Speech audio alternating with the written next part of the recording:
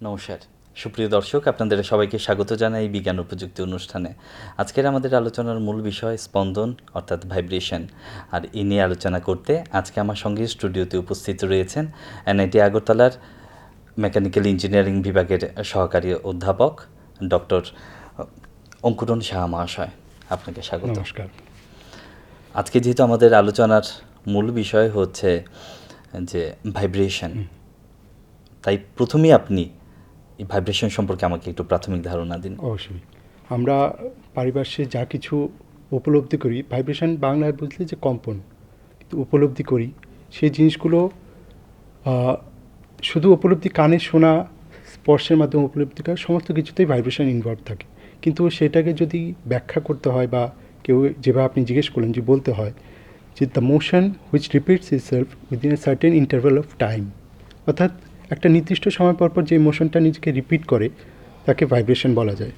যেমন একটা সরল দৈর্ঘ্য প্যান্ডুলাম যদি নেওয়া হয়, সেটাকে যখন মোশনে থাকবে একটা নির্দিষ্ট সময় পরপর সে নিজের মোশনটা রিপিট করছে, তো সেটা একটা ভাইব্রেশনের নমুনা।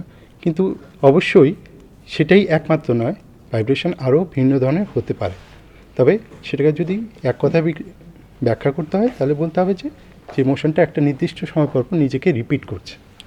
আচ্ছা, ইদানিংকালে তো ভাইব্রেশন নিয়ে পড়াশোনাও হচ্ছে, অবশ্যই, স্টাডি হচ্ছে, তাহলে বোঝাই যাচ্ছে সেটা বেশ গুরুত্বপূর্ণ। অবভিয়াসলি প্রশ্নটা হচ্ছে গুরুত্বটা কোথায়?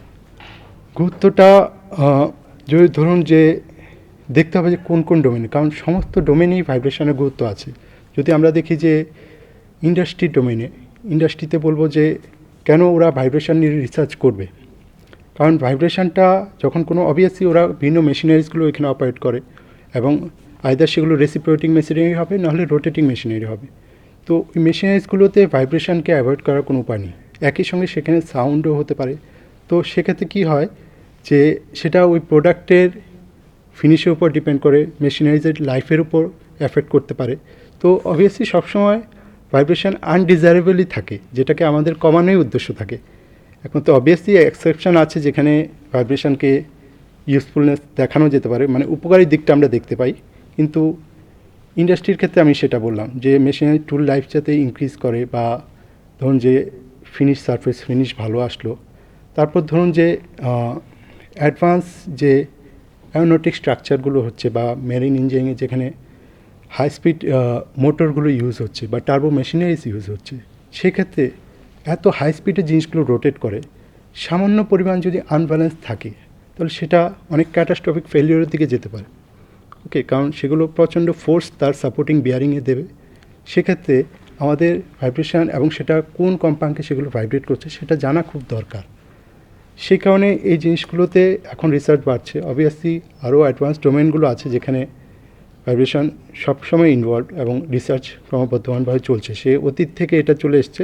বর্তমান সময়ে যেহেতু কম্পিউটার চলে এসছে, কম্পিউটারে আমরা জিনিসগুলোকে আরও কমপ্লেক্সভাবে মডেলিং করতে পারি। আগে যেগুলো সম্ভব ছিল না, অনেক বড় বড় ক্যালকুলেশন চলে আসতো, কম্পিউটারে আসার ফলে সেই ক্যালকুলেশনগুলো করার সুবিধা হয়ে গেছে। যে কোনো বস্তুকে তখন আমরা আরও ভালোভাবে মডেলিং করে সেটা অ্যানালাইজ করতে পারি। আচ্ছা, এই যে আপনি ভাইব্রেটিং সিস্টেমের কথা বললেন, তাই নিশ্চয়ই তার মধ্যে অনেকগুলো এলিমেন্টস রয়েছে। হ্যাঁ, ঠিক আছে, এবং এলিমেন্টসগুলো সমন্বয়ে সেই ভাইব্রেটিং সিস্টেমটা চলছে। তো মূলত কোন কোন পার্টিকেলসগুলো এর মধ্যে বিশেষ ভূমিকা রাখছে? কোনো একটা ভাইব্রেটিং সিস্টেম যদি বলা হয় তাহলে দেখতে হবে যে কোনো একটা জিনিস কখন ভাইব্রেট করে সেটা বুঝতে হবে।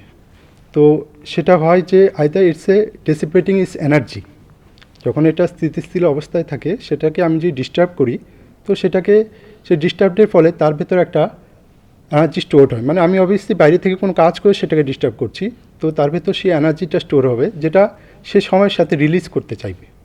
ওকে, তো এখানে তার ইনার্শিয়া প্রপার্টি মিনস তার মাস প্রপার্টিটা দেখতে হবে। তারপর তার স্ট্যাটিক এনার্জি যেটা বলে, that is inertia property, kinetic energy, static এনার্জিটা দেখতে হবে। তো আর আরেকটা মূল উপাদান হলো তার ড্যাম্পিং এলিমেন্ট, মিনস সেটা কিভাবে করে এনার্জিকে ডেসিপেট করছে। তাহলে আমরা যদি দেখি তাহলে বলতে পারবো যে মাস বা ইনার্শিয়া প্রপার্টি একটা পার্ট, তার stiffness property that which is storing the kinetic potential energy, সেটা একটা পার্ট, এবং ড্যাম্পিং আরেকটা পার্ট, ড্যাম্পিং পোর্শন যেটা এনার্জিকে ডেসিপেট করছে। ওকে, তো এভাবে করে যে কোনো একটা ভাইব্রেটিং সিস্টেমকে মূলত এইভাবে ভাগ করা যেত এই 3টি ভাগে। অবভিয়াসলি সবসময় যে ড্যাম্পিং থাকবে এরকম না, তবে যে কোনো একটা জিনিস মানেই তার ভেতর ম্যাটেরিয়াল ইনহারেন্ট ড্যাম্পিংও থাকবেই।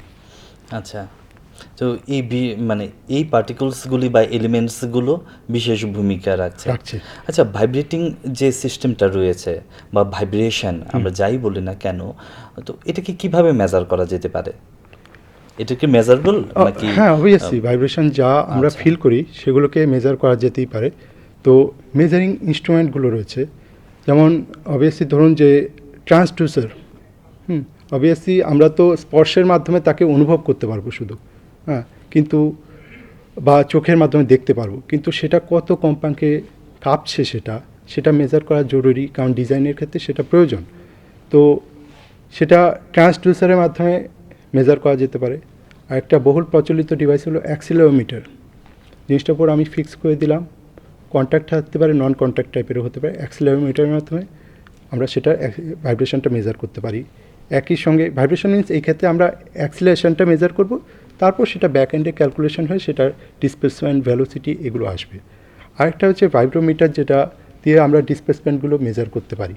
তো মূলত এগুলো এছাড়াও ডিভাইস আছে, কিন্তু বহুল প্রচলিত এই ইনস্ট্রুমেন্টগুলোর মাধ্যমে আর টুলগুলোর মাধ্যমে আমরা ভাইব্রেশনকে মেজার করতে পারি। আচ্ছা, সেটা তো হচ্ছে ইনস্ট্রুমেন্টের বিষয় আপনি বললেন। আর আমরা যদি আমাদের বডির যে ভাইব্রেশন আছে সেটা যদি অনুভব করতে চাই, তাহলে সেক্ষেত্রে আমরা কিভাবে আমাদের বডির উপরে সেটাকে অ্যাপ্লাই করতে পারি?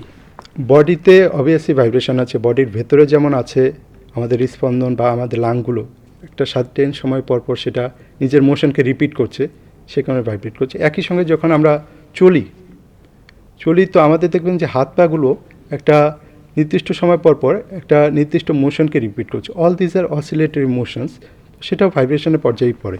তো বডিকে ভাইব্রেশন করার কারণ অবভিয়াসলি কেউ রোগ থাকলো ধরুন, বা আনফর্চুনেট কারো যদি রোগ থাকলো বা ওইসব থাকলো, তখন বডি শিভারিং করতে থাকে। তো বডির ভাইব্রেশনটা আমার দেখতে হবে যে প্রয়োজনীয়তা আছে কি। অবভিয়াসলি আমি যদি সেখানেও অ্যাক্সিলোমিটার বসাই, হ্যাঁ, মেটাল সারফেস দিয়ে অ্যাক্সিলোমিটার বসাই, আমি কোনো একটা বডির পার্টের আমি ভাইব্রেশনটা মেজার করতে পারবো, কিন্তু ভাইব্রেশনে আমরা মেজারমেন্টের প্রয়োজনীয়তা দেখতে হবে যে আমি ভাইব্রেশনটা কেন মাপছি। কারণ অবভিয়াসলি দেখতে চাইবো যে এটা সেই পর্যায়ে না পৌঁছে যায় যেটা আমাকে হার্ম করতে পারে। ভাইব্রেশন মেজারমেন্টের পেছনে ডিজাইন একটা উদ্দেশ্য, কারণ কি সেটার উপরে ডিপেন্ড করে জিনিসটা ফেল করছে কি মিনস টিকে থাকবে। তো সেই হিসাবে বলা যেতে পারে যে ভাইব্রেশন মেজারমেন্টটা আমরা পারপাসফুলি করি, যাতে আমরা জানতে পারি যে কখন এটা সেফ ডোমেনে আছে, কখন সেটা সেফ নেই। আচ্ছা, তো এই যে ভাইব্রেশনের কথা আপনি বললেন, কি ধরনের গবেষণা হচ্ছে ইদানিং একে নিয়ে? দেখুন, গবেষণা তো পুরো পৃথিবীব্যাপী বিভিন্নজন ভিন্ন ডোমেনে করছে, কারণ এটা জিনিসটা এত বিশাল। ভাইব্রেশন শুধু একটা টার্ম হতে পারে, কিন্তু তার বিভিন্ন দিকগুলো অনেক ছড়িয়ে রয়েছে। তো রিসেন্ট সময়ে আমি পার্সোনালি যেই এক্সপেরিমেন্টগুলোর দিকে গেছি বা রিসার্চ ডোমেনগুলো এক্সপোজ করেছি, মানে সেগুলোতে হলো যে এখন আমরা লাইট ওয়েট স্ট্রাকচারে খুব ঝুঁকছি আমরা, কারণ কি অ্যারোনটিক স্ট্রাকচার অবভিয়াসলি আমরা চাইবো হাই স্ট্রেংথ কিন্তু লো ওয়েট। কম্পোজিট ম্যাটেরিয়াল আসছে, অ্যালুমিনিয়াম কম্পোজিট বিভিন্ন আসছে। তো সেক্ষেত্রে সেগুলো অবভিয়াসলি অ্যারোনটিক স্ট্রাকচারে। তো অ্যারোনটিক স্ট্রাকচারে একটা মেইন পোর্শন হলো তার উইং বা তার রোটর ব্লেড। হ্যাঁ, তো এই রোটর ব্লেডগুলো ভাবুন, আকাশে যদি একটা ইঞ্জিনে একটা ব্লেড খারাপ হয়ে যায় কোনো কারণে, তো সেটা একটা ক্যাটাস্ট্রফিক ফেলিওর হতে পারে। তো সেক্ষেত্রে ওই রিসার্চগুলো করা হয় যে কীভাবে করে কোন ধরনের ম্যাটেরিয়াল আমি হাই স্ট্রেংথ ম্যাটেরিয়ালও পাবো, কিন্তু ওইটা হাই ফ্রিকোয়েন্সিতে এত স্পিডে রোটেট করবে, তো সেটা ফেল করবে না বা ব্রেক হয়ে যাবে না। ওইটা এক ধরনের রিসার্চ, যেটা কম্পোজিট অ্যাডভান্স ম্যাটেরিয়ালগুলো নিয়ে ভাইব্রেশনের সাথে রিসার্চ করা হচ্ছে, তাদের ডাইনামিক বিহেভিয়ারগুলো স্টাডি করা হচ্ছে। তারপর দেখা হচ্ছে যে অবভিয়াসলি একটা গুরুত্বপূর্ণ পার্ট হলো সাউন্ড অ্যান্ড ভাইব্রেশন। অবভিয়াসলি আমরা চাইবো যে নয়েজ যেটাকে বলে সেটা সবসময় আনডিজায়ারেবল। তো সেই ক্ষেত্রে আরেকটা রিসার্চ যেটা আমার স্টুডেন্ট করেছিল, যে আমরা লোকাল যে প্রোডাক্টগুলো আছে আমাদের বাঁশ ব্যাম্বো প্রোডাক্ট, তো তাদের সাউন্ড অ্যাবসর্বিলিটি কতখানি আছে, সেটাকে কীভাবে আরও বাড়ানো যেতে পারে সেটার উপর রিসার্চ করা হয়েছিল। তো এর ধরুন আমরা যখন কোনো বড় হল ঘরে যাই, তো বিভিন্ন প্যানেলগুলো দেখি, মানে অবভিয়াসলি অ্যাকোস্টিক সিস্টেম যেটাকে বলে। তো অ্যাকোস্টিক সিস্টেমকে আমরা চাইবো যে আমি যদি ন্যাচারাল রিসোর্সেস ইউজ করি, which is a part of renewable energy also, কারণ সেটাকে আমরা রিপ্লেস করতে পারছি, আমি কোনো ম্যাটেরিয়াল ইউজ করছি না সেটাতে। তো ওই স্টাডিজগুলো আমরা করছি। তো এক্সপ্লোর করা হচ্ছে, আমি শুধু একটা দিক, কিছু কনফাইন দিক দেখছি। তারপর আরেকটা ডোমেন যেটা রিসার্চ করা হচ্ছে যে অটোমোবাইলের ক্ষেত্রে আমি দেখব যে অবভিয়াসলি আমি জানি এটা খুব হাই স্পিডে রান করছে, সো তার শব্দ আসবে, তো তার এমিশন ক্যারেক্টারিস্টিক্সগুলো তার ভাইব্রেশনের সাথে কীভাবে চেঞ্জ হচ্ছে, এই কিছু ডোমেন আছে যেগুলো আমি স্টাডি করছি। হ্যাঁ, আচ্ছা। অবভিয়াসলি ইন্ডিয়াতে বিভিন্ন জায়গায়, not only in India, outside also they are studying different aspects and people are more advancing. তবে আমি মূলত বলবো যে অ্যাডভান্স ম্যাটেরিয়ালের ক্যারেক্টারিস্টিক্সগুলো স্টাডি এখন খুব বেশি পরিমাণে হচ্ছে, তাদের ডাইনামিক বিহেভিয়ারগুলো স্টাডি হচ্ছে। আচ্ছা, তাহলে এই যে গবেষণার ফলে যে জিনিসগুলো পাওয়া যাচ্ছে, মানে আমরা যে সিদ্ধান্তে উপনীত হচ্ছি, সেই সিদ্ধান্তগুলিকে কাজে লাগিয়ে নিশ্চয়ই প্র্যাকটিক্যাল ফিল্ডকে আরও সমৃদ্ধ করা হচ্ছে। তো ভাইব্রেশনের ক্ষেত্রে সেই প্র্যাকটিক্যাল ফিল্ড কতটুকু গুরুত্বপূর্ণ ভূমিকা বহন করছে? প্র্যাকটিক্যাল ফিল্ডে অবভিয়াসলি দেখুন, যখন আমি একটা লাইট ম্যাটেরিয়ালের ডাইনামিক বিহেভিয়ার দেখব, তো এখন দেখবেন যে প্রেজেন্ট টাইমসে যে কারগুলো আসছে তারা বলছে যে আমরা 60% 70% লাইট ওয়েট ইউজ করছি, মানে লাইট ওয়েট ম্যাটেরিয়াল ইউজ করছি। তো সেগুলোকে দেখা যাবে যে একই সঙ্গে আমি চাইবো না যে আমি যেই ভেহিকেলটায় বসে আছি তার দরজা দিয়ে খুব সাউন্ড হোক বা ইয়ে হোক, বা একই সঙ্গে সেটা স্ট্রেংথও থাকুক এবং একই সঙ্গে সেটা সাউন্ড প্রুফও হোক, এই সমস্ত রিকোয়ারমেন্ট মানুষের বেড়ে যাচ্ছে। তো ওই সব রিসার্চের আউটকামগুলো ইন্ডাস্ট্রি অবভিয়াসলি সেগুলোকে অ্যাডপ্ট করে এবং সেগুলো আমরা নিজেদের লাইফে সেটাকেই ইনকর্পোরেট করে নিতে পারি। তারপর দেখা যায় যে একটা মেজর ইমপ্লিমেন্টেশন সেটা ডিফেন্সে আসছে। আপনি ধরুন সেগুলো actually all these R research scopes যেগুলো আমরা স্টুডেন্টের সামনে রাখি। অনেক সময় কী হয় যে এক্সপেরিমেন্টাল সেট আপগুলো ফরেন থেকে আনতে হয়, খুব হাই কস্টের হয়ে যায়। অথচ জিনিসগুলোর পেছনে ফান্ডামেন্টালসগুলো খুব ইজি। তো আমরা দেশে যদি আমি সেগুলো কম খরচায় বানাতে পারি, একই রেজাল্ট দেবে, তাহলে সেটাতে কোনো হার্ম নেই। That is our own product. তো আমি দেখব যে নেভাল ভেসেল স্পিড বোটগুলো যেগুলো আছে সেগুলো খুব হাই স্পিডে মুভ করে এবং সমুদ্রে যখন মুভ করে সমুদ্রের ওয়েভগুলো দেখবেন যে তার বডির উপর এফেক্ট ফেলছে। তো রিসার্চ অলরেডি তো অনেকে করে এসেছে যে এই ধরনের বডি কীভাবে রাফ রোডের উপর দিয়ে গেলে কীভাবে হবে। সি ওয়েভ অবভিয়াসলি আমি ভাববো যে শুধু সামনের দিক থেকেই ঢেউ আসবে এরকম নয়, সাইড দিক থেকেও আসতে পারে, বিভিন্ন দিক থেকে আসতে পারে। সেক্ষেত্রে যে বসে আছে তার হাই স্পিডে মুভ করছেন, তার পাহারা দেওয়ার দায়িত্ব আছে, সে অবস্থায় সে যদি ভাইব্রেশনে এফেক্টেড হয়ে যায়, তো সেটা আমি চাইবো যে তাকে একটা কমফোর্টেবল রাইড দিতে। হ্যাঁ, তো ওই জিনিসগুলোকে কীভাবে ডেভেলপ করা যায় এবং অলরেডি যে স্টাডিগুলো হয়েছে সেগুলো নলেজগুলোকে ওইখানে ইনকর্পোরেট করা হচ্ছে যাতে আমরা বেটার প্রোডাক্টকে আমরা বানাতে পারি এবং সেগুলো আমরা স্টুডেন্টদের মাধ্যমে ওরা যাতে সেটাকে এগিয়ে নিয়ে যেতে পারে। আচ্ছা, এই যে আপনি ভাইব্রেশনের কথা বললেন, এই যে ভাইব্রেশনের উপর যে আমাদের গবেষণালব্ধ ফলাফল বা সিদ্ধান্ত আমরা যা কিছু পাই, তো সেটা কি আমাদের ডে টু ডে লাইফের যে দৈনন্দিন সমস্যা আছে সেগুলিকে দূরে সরিয়ে দিতে পারে?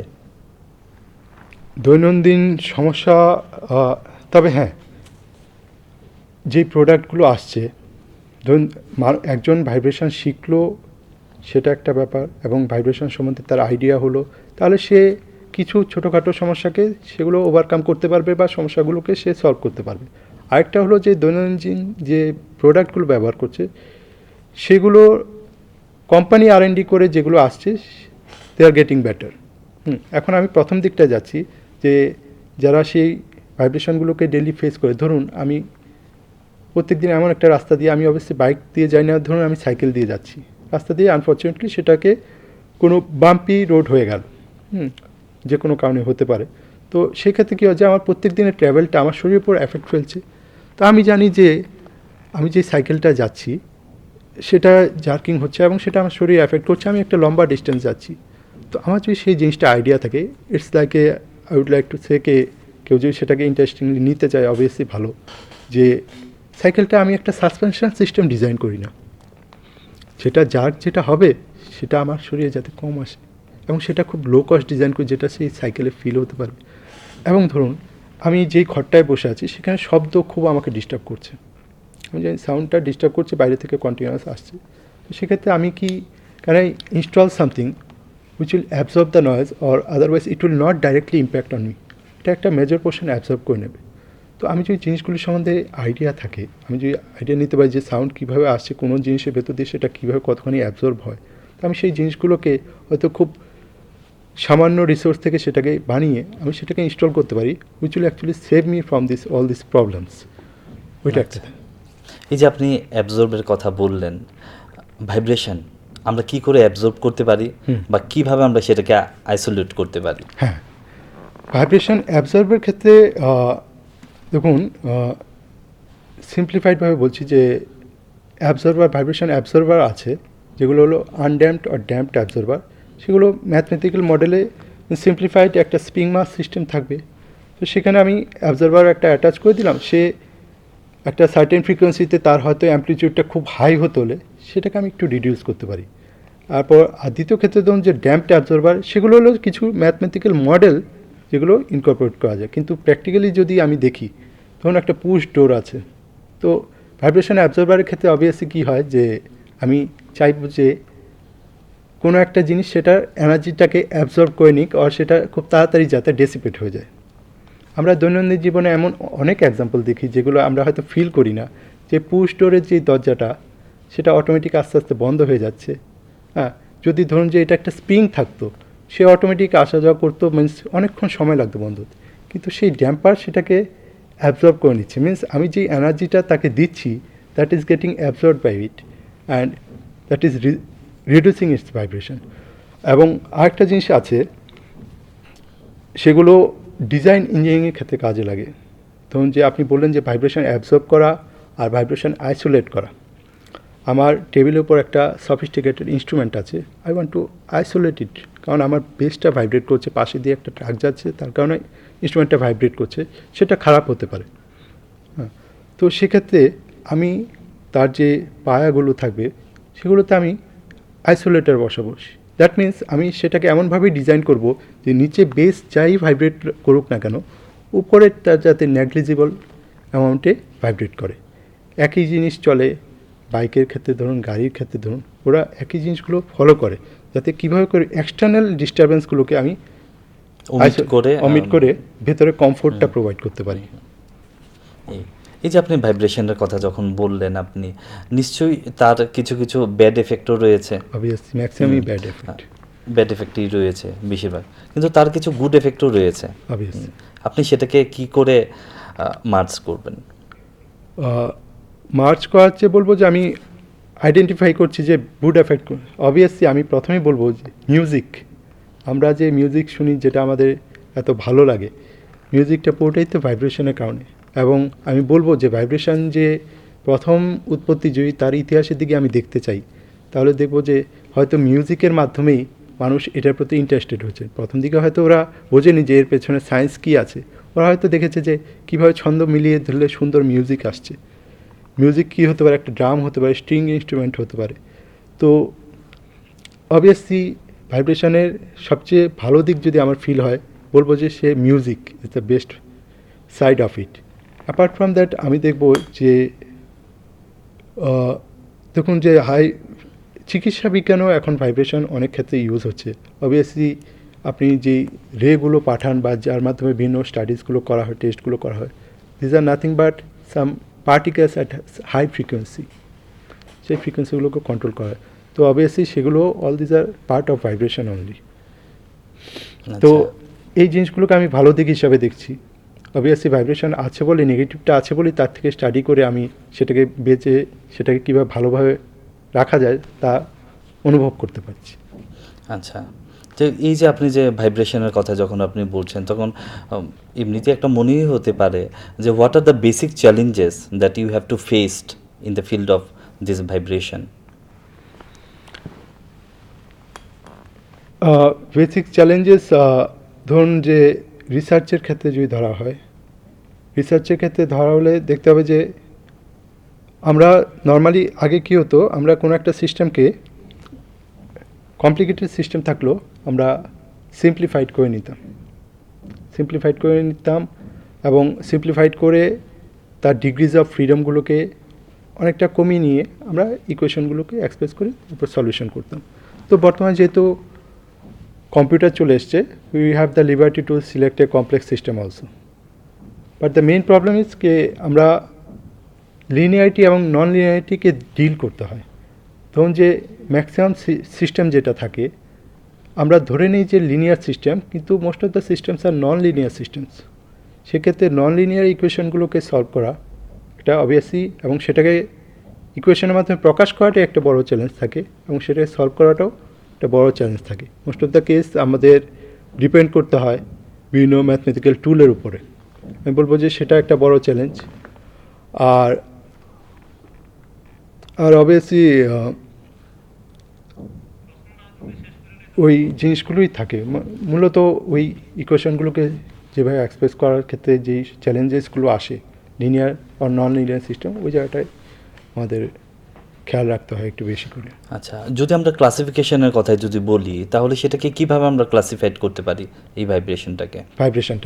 অবভিয়াসলি ভাইব্রেশনকে ধরুন যে প্রথম বিভিন্নভাবে ক্লাসিফাই করা যায়। প্রথম হলো যে ফ্রি ভাইব্রেশন, একটা জিনিস রাখলাম, তাকে একটু ডিস্টার্ব করে ছেড়ে দিলাম, সে আপন গতিতে সে ভাইব্রেট করতে থাকলো, সেটা একটা ফ্রি ভাইব্রেশন হতে পারে। আর এটারই আরেকটা পার্ট হলো ফোর্স ভাইব্রেশন, যে বাইরে থেকে আমি একটা এক্সাইটিং ফোর্স কনস্ট্যান্টলি ওই জিনিসটার উপর দিচ্ছি, তো সেটা ওটার কারণে ভাইব্রেট করছে, ফোর্স ভাইব্রেশন। তো ফ্রি ভাইব্রেশন সেটা এক ধরনের প্রকারভেদ হলো। তারপর হলো লিনিয়ার আর নন লিনিয়ার ভাইব্রেশন। সেক্ষেত্রে কী করা হয়, আমরা ধরে নিই যে একটা স্প্রিং এলিমেন্ট যেটা বললাম, ড্যাম্পিং এলিমেন্ট বললাম, they are going to behave linearly. সেক্ষেত্রে যেই ভাইব্রেশনগুলো হয় সেটা লিনিয়ার ভাইব্রেশনের পর্যায়ে পড়ে। আর যখন অ্যাকচুয়াল কেসে যেগুলো নন লিনিয়ারভাবে বিহেভ করে, তো তখন ওদের রেসপন্সটা হবে নন লিনিয়ার ভাইব্রেশন। তো তৃতীয় পর্যায়ে যেটা হলো damped undamped vibration. Damp vibration means কি, তাকে অবভিয়াসলি একটা ড্যাম্পার থাকবে, মিন্স আইদার সেড wet damper or fluid damper. ড্যাম্পারও বিভিন্ন প্রকারভেদ আছে। তো ড্যাম্পার সেটাকে ইয়েটা ডিসিপেট করবে, এনার্জিটা ডিসিপেট করবে। কিন্তু যদি ড্যাম্পার না থাকে তাহলে হলো ড্যাম্পড ভাইব্রেশন, আর যখন ড্যাম্পার থাকবে না তখন সেটা আনড্যাম্পড ভাইব্রেশন।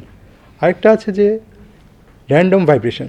সেক্ষেত্রে আমার কিন্তু কখন সময় কীভাবে অ্যামপ্লিটিউড করবে সেটা ঠিক থাকে না, আর কতগুলো আছে যে নির্দিষ্ট সময় পরপরই তাকে রিপিট করবে। আচ্ছা, আমরা অনুষ্ঠানের প্রায় শেষ পর্যায়ে চলে এসেছি। দর্শক বন্ধুদের উদ্দেশ্যে আপনি কিছুটা বলুন। যেটা আমি অবশ্যই বলতে চাইবো যে এই সাবজেক্টটা হতে পারে যে তাকে মুখে বলাটা একটু ডিফিকাল্ট, তাকে এক্সপ্রেশন ম্যাথমেটিক্যাল ইকুয়েশনের মাধ্যমে বলতে হয়, কিন্তু সাবজেক্টটাকে ভালোবাসলে, তার প্রতি আগ্রহ প্রকাশ করলে জিনিসটা ক্রমে সোজা হয়ে পড়ে। এবং পারিপার্শ্বিক অনেক কিছুতে আমরা সেই ভাইব্রেশনগুলোকে দেখতে পাই, এবং অনেক সমস্যাগুলোই কিন্তু এই ভাইব্রেশনের কারণেই হয়ে থাকে, যেগুলো আমরা উপলব্ধি করতে পারবো এবং তার সলিউশনগুলো দেখতে পারবো। সাবজেক্টটাকে একবার শুরু করলে বা জিনিসটার সম্বন্ধে জানার শুরু করলে অবভিয়াসলি ধীরে ধীরে সেটা সহজ হয়ে আসে। এবং আমি বলবো যে এই ভাইব্রেশনের আইডিয়ার মাধ্যমে আমরা অনেক জিনিসকে অ্যানালাইজ করতে পারবো, উপলব্ধি করতে পারবো, এবং সেটা আমাদের জন্যই ভালো হবে ভবিষ্যতে। অসংখ্য ধন্যবাদ আপনাকে, আর তার সঙ্গে ধন্যবাদ জানাই আপনাদেরকেও যারা এতক্ষণ ধরে আমাদের সঙ্গে ছিলেন। আজকের আলোচনা আমরা এখানেই শেষ করছি। সবাই ভালো থাকবেন, সুস্থ থাকবেন এবং স্বাস্থ্যবিধি অবশ্যই মেনে চলবেন। সবাইকে নমস্কার।